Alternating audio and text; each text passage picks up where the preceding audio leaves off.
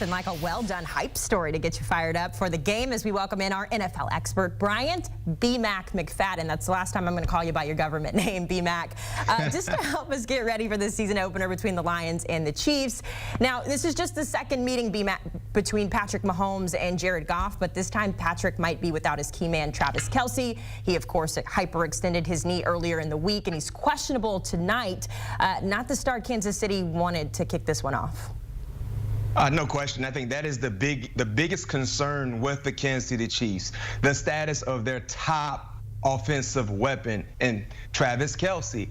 And I believe he might give it his all to try to play in this ball game because of how big this game is and just trying to compete with his teammates. But if he's playing Haley, I don't expect for him to be 100%. Heck, I don't expect for him to be 90%. He just hyperextended his knee. We heard that there was inflammation as well. So he has to deal with that swelling, and it probably will be a little uncomfortable also. So me personally, if 87 is out there in the lineup, I don't know how dominant he will be, knowing that he might not be at his health, at his best in regards to his health. So that's a major concern for me, but they still have number 15, so you know they will have something in place just in case number 87 is not ready to go.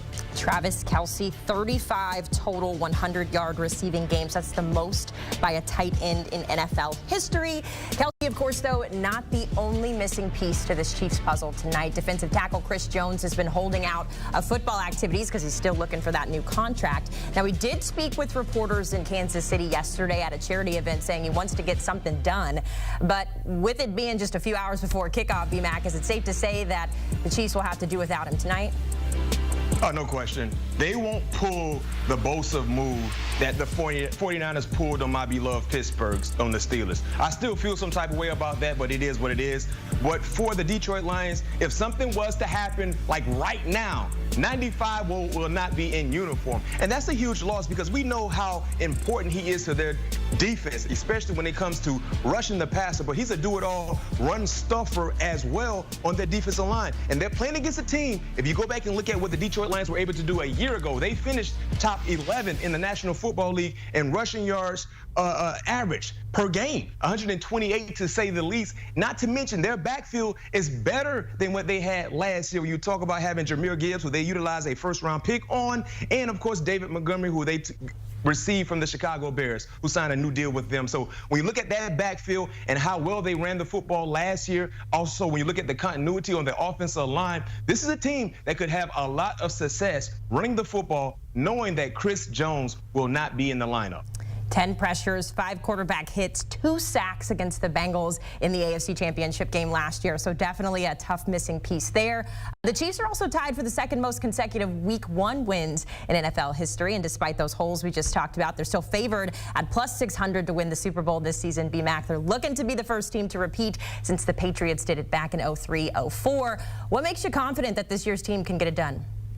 Well, money, Pat Mahomes, the best quarterback in the game right now. He is our version. For the young kids out there that are watching us who probably didn't get a chance to see Dan Marino play, he is our version of Dan Marino, but he's way, way, way more athletic than Dan Marino. Sorry, Dan, you know you were not that type of athlete at the quarterback position, but Pat Mahomes is. So when you factor that into the equation, not to mention the mastermind behind that offensive game plan, the thick mustache of Andy Reid, you have to like their chances. Now, I don't know exactly how they will look Week 1, knowing they could potentially be without some of their top superstars on both sides of football. But in regards to the marathon, this is a team that will be there at the end, and I'm okay in seeing the Chiefs having the best odds to get to the Super Bowl and to win the Super Bowl.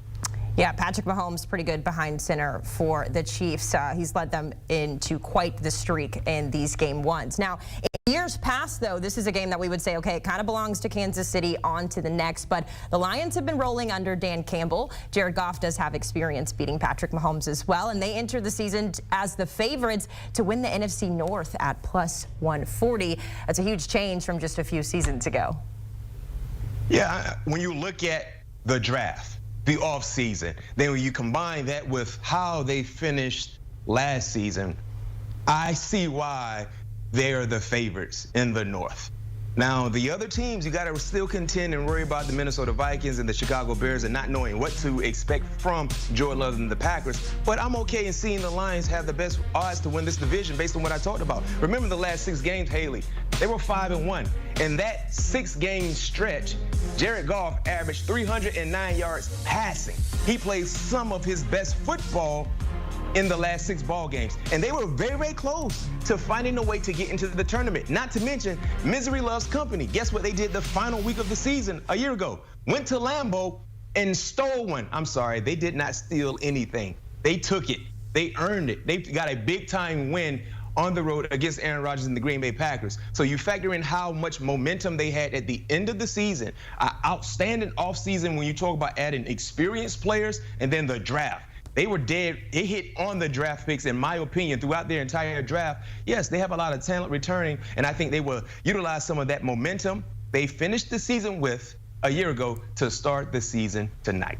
Yeah, I'm glad you brought that up. 8-2 to finish the year last year. As the saying goes, it's not how you start, it's how you finish. But we know how the Detroit defense struggled last season, particularly in defending the pass. They were ranked 30th in that category last year, but they did get some improvement thanks to Aiden Hutchinson in his rookie campaign. He became the first player with 9.5 sacks and 3 interceptions.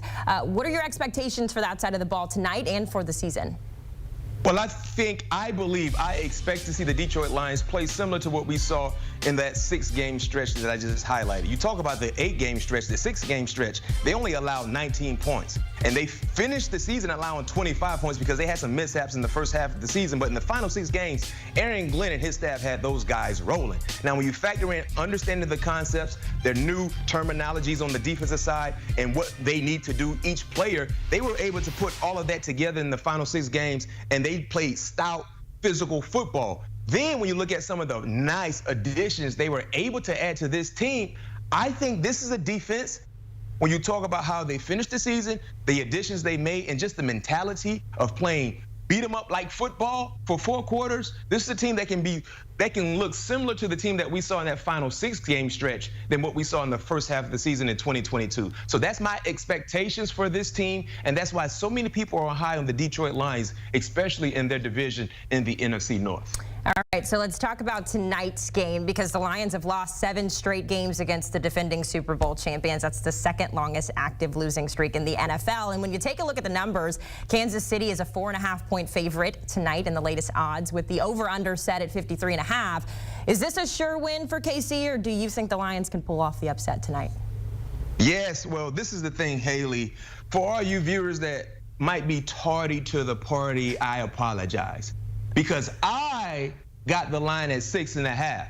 I'm not ashamed. I don't mind buying points. I bought it up to 7, and that was before the news broke with Travis Kelce and his hyperextension of his knee. But it's at 4.5, so this is what I will tell you guys to do. Take the Detroit Lions. I'm not saying I like Detroit to win outright.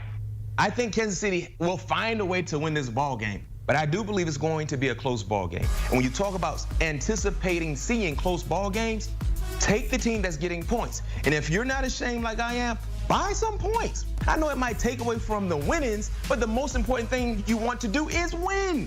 That's it. So utilize the insurance policy that you have right there in front of you, which is buying points. So buy points. I think this will be an entertaining game. I think this will be a close like ball game, close scoring game, and I think Detroit will have enough to be able to cover this spread. I understand when you talk about reigning Super Bowl champions and how well they've played in regards to ATS and just outright winning. Yes, but this is a team in the Kansas City Chiefs that will be without their top defensive player and potentially Travis Kelce. And if Travis Kelce plays, he might not be 85%.